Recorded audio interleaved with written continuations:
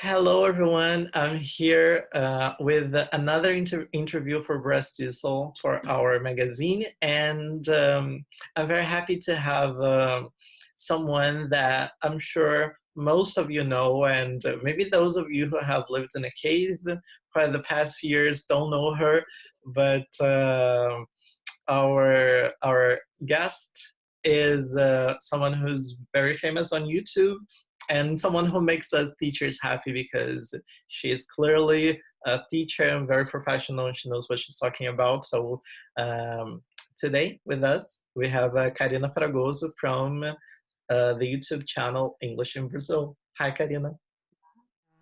Hi, what a nice introduction. Thank you so much. Thanks for having me. Our pleasure. So could you tell us a little bit more about your channel? What is English in Brazil, and how did you come up with the idea? Okay, it's funny because I've never thought of creating a channel. Okay, I'm gonna have a YouTube channel and this channel is gonna be successful. I'm gonna work with it for the rest of my life. No, I've never thought about it because I started my channel in 2013, a long time ago. I was taking a PhD degree in linguistics, and I had stopped teaching because I was like dedicating my whole life to research. But I really missed teaching, I missed my students. And many people asked me how I learned English without leaving the country, so how I learned English in Brazil. So I decided to make a video to share with these people, like former students and friends. So every time they asked this question, my intention was to send the link. So here are some tips for you to learn English in Brazil. So I decided to upload this video in 2013. And I remember that in 1 week I had 1,000 views. And that was really impressive to me because, oh my God, 1,000 people watched me on YouTube. I don't have 1,000 friends. I don't have 1,000 students. So, oh my God. So I felt there was a potential. So people were interested in this content, in this type of content. But I felt kind of shy to share my videos because I was like in this academic world, everything's so serious. I thought that people would judge me. So this was kind of a secret project. Nobody knew I made videos for YouTube. Like nobody at USP at least. So And there is a kind of people on my Facebook, prejudice, right, against these things are very popular because YouTube is very popular, right? it's funny because I felt this prejudice myself. Like I, I, I mean, I didn't feel comfortable sharing this. But then I felt that people were writing so many nice comments. I felt that it was helping people. So that's what kept me going, right? So every time I got a new comment, oh my God, you've helped me so much. That's such a nice tip. I'm gonna start practicing now with your tips. So I felt like really encouraged to keep uploading, and that's what I did. And I remember that I used to post videos just once a month, which is terrible for YouTube. So your channel will not grow if you post only one video a month because it's too little.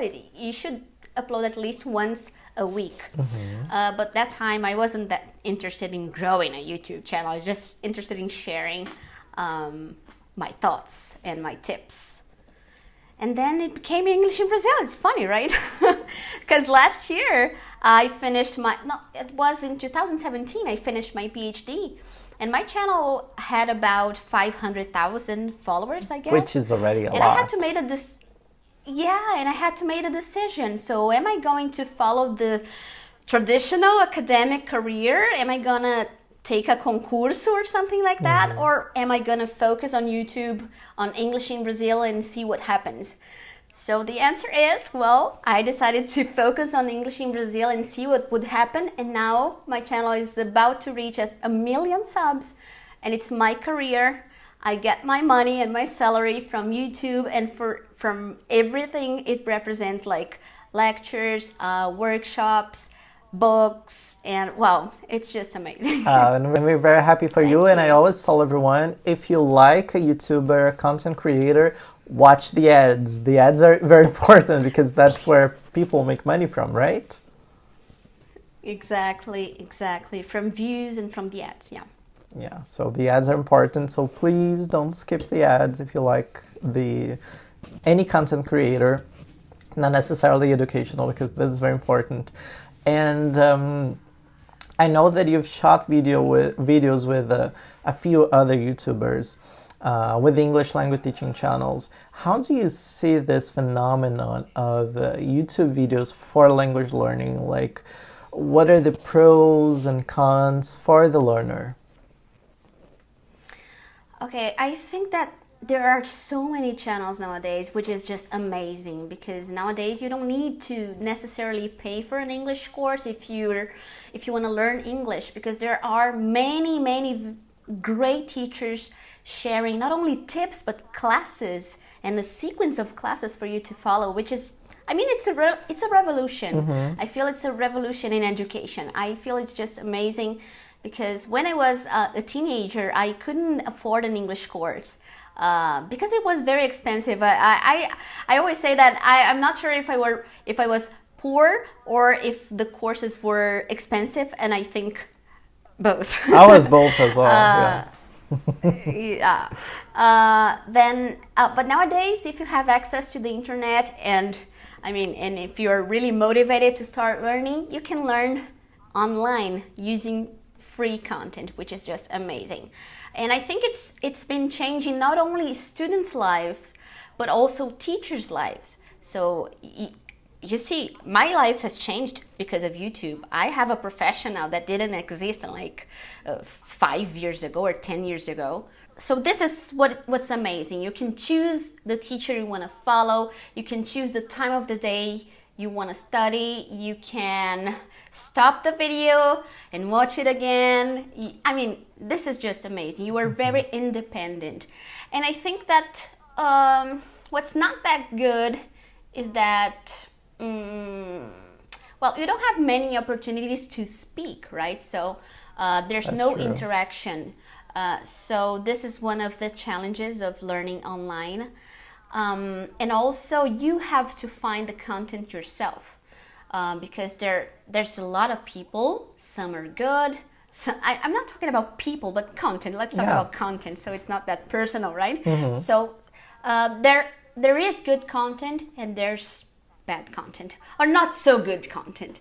So you have to be independent to see what's good for you and what's not good for you. Yes, I bet teachers, like other people, they have very good intentions when they upload Exactly. and post something online.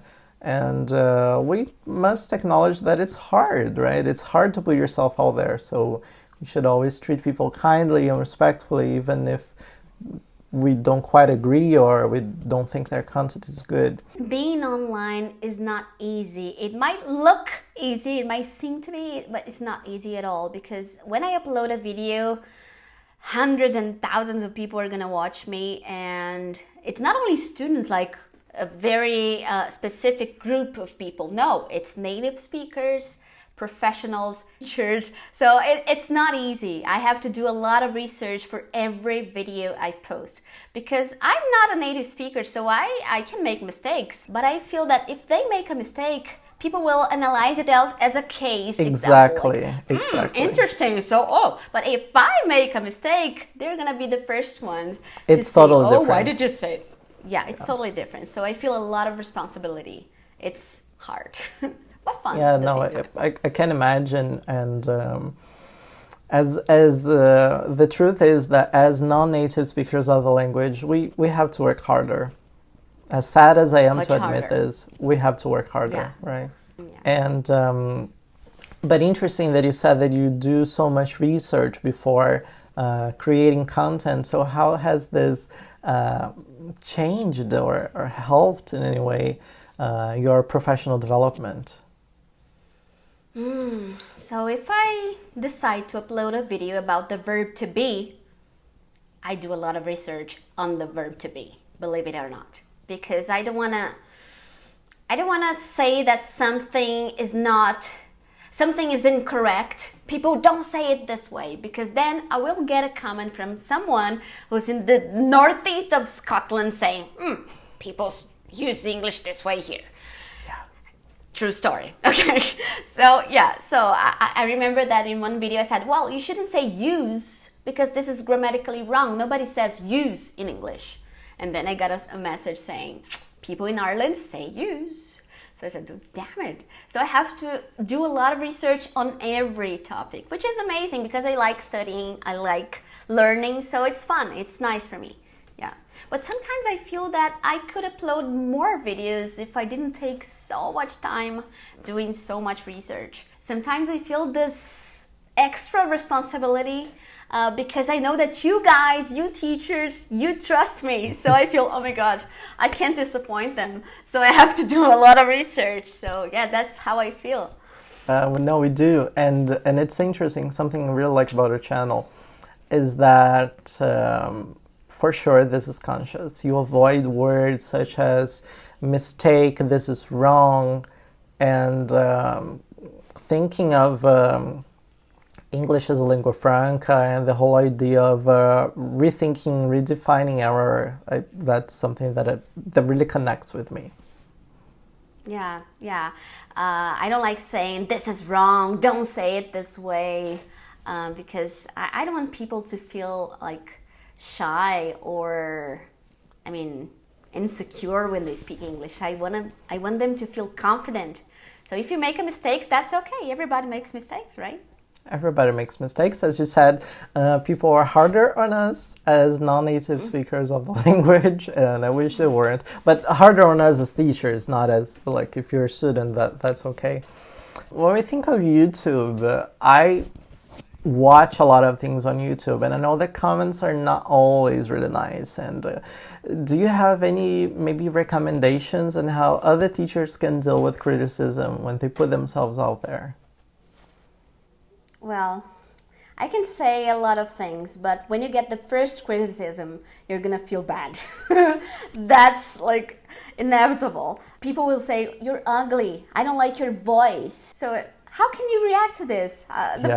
The first time I read something like this, I was, oh my God, I'm so nice, why don't they like me? And then it was just one comment saying something negative and 100 comments saying a lot of nice stuff.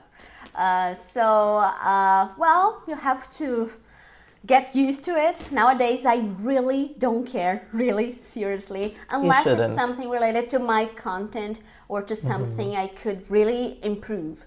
For example, the audio of your video is not good, or, I mean, I don't know. That comment about the use, right? That was constructive criticism, right? Exactly.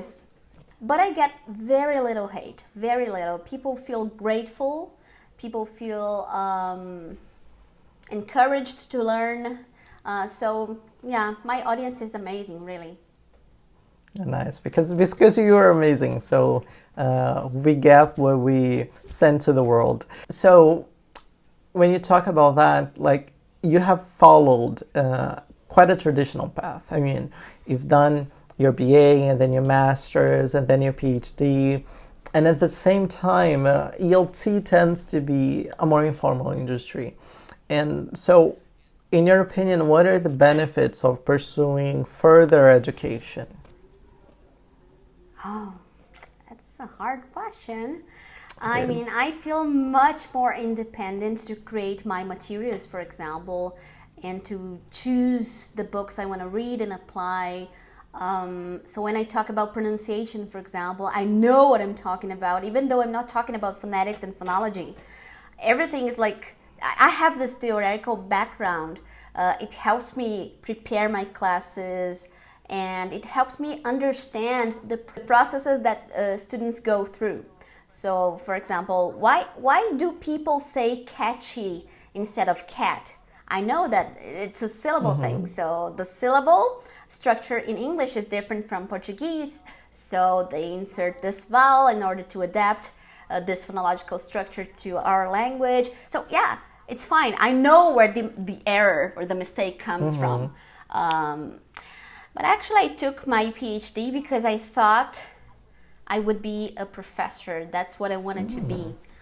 Now everything has changed because of YouTube, but I would be teaching at a university probably. I see. But I think that's what makes all the difference when it comes to your channel. We can see that more technical knowledge, even though your videos are not technical, and I think that makes all the difference. And unfortunately, because our industry is so informal, some teachers, not everybody, and I'm not saying that there is just one single way of being a teacher, an English language teacher, but I think there is these days kind of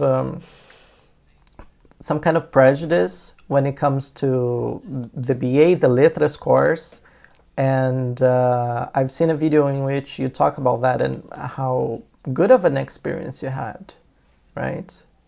I know many teachers who don't, many amazing teachers who haven't studied letras. Me too. And I know many people who have studied letras and they don't even speak the language. Yeah. I think the more you study, the more you research, the more you invest in your career, the better teacher you're gonna be. So I think we have to invest in ourselves. Look for knowledge wherever it is, right? Exactly. And for example, I don't have a Celta or Delta course. Maybe if you don't have a degree in letras, you can take a Celta course and that's fine. Maybe you're going to be a better teacher than I am. I don't know. Yeah, there's no formula. Yeah, there are many variables in that equation, right? And going back to the academia for a second, your PhD dissertation was about the acquisition of phonological features by Brazilian speakers of English. Can you briefly explain the main results of your study? Because I myself am a pronunciation enthusiast, so I'm sure a lot of people watching us at home right now are also very interested in your findings. Yeah, briefly. Yeah, briefly. Hard. Okay, 4 years of research. Okay, so I studied the influence of the first language on second language acquisition, and also the universal grammar. So if you've read about the theory of Chomsky on how languages are acquired, about the language acquisition device, and about this universal grammar, or the knowledge you have when you were born, your ability to learn languages. So I decided to test if adult speakers, adult learners would have access to this universal grammar that we have, considering it exists, right?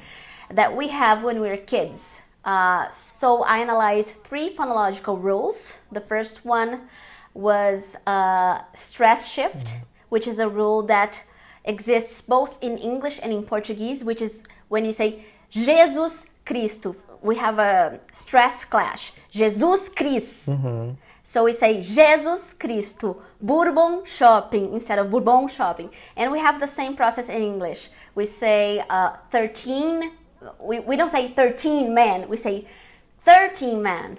So this is what we call stress shift. The stress was in teen, and then it goes to third because of this stress clash.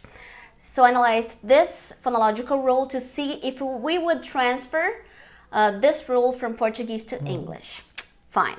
The second one was the relation between stress and syllable.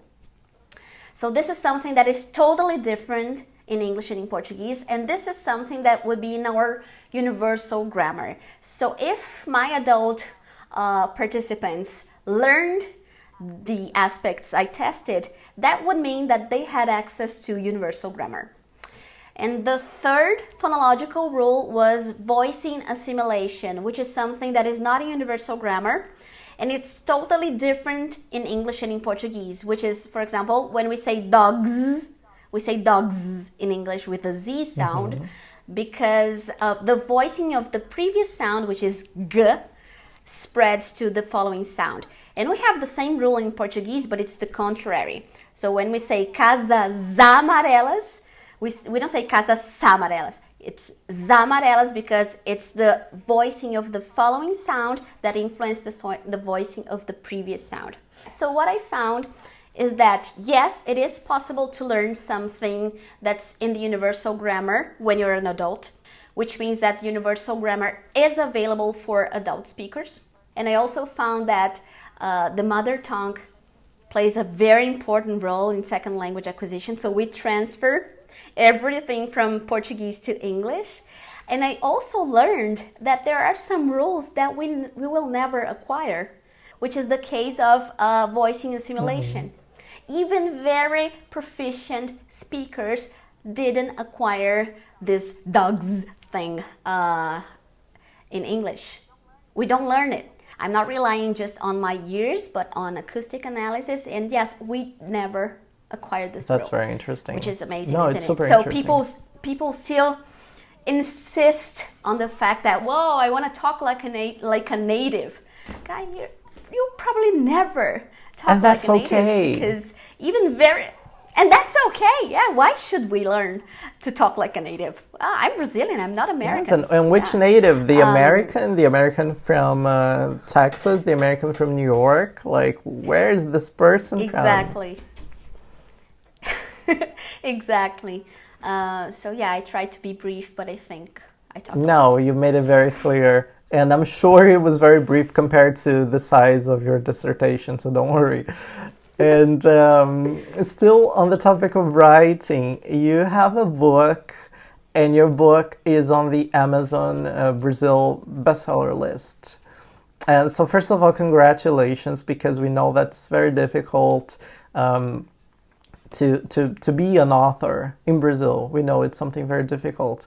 So, could you talk to us about some of the difficulties of being an author here in Brazil, and why you think your book is so Let me show you my successful? book. Yeah. So this is the book. It's called Sou Péssimo em Inglês, foi ideia da editora, but I like the title because I think that many people feel this way. Like, I'm terrible Absolutely. at English. I will never learn English. Yeah.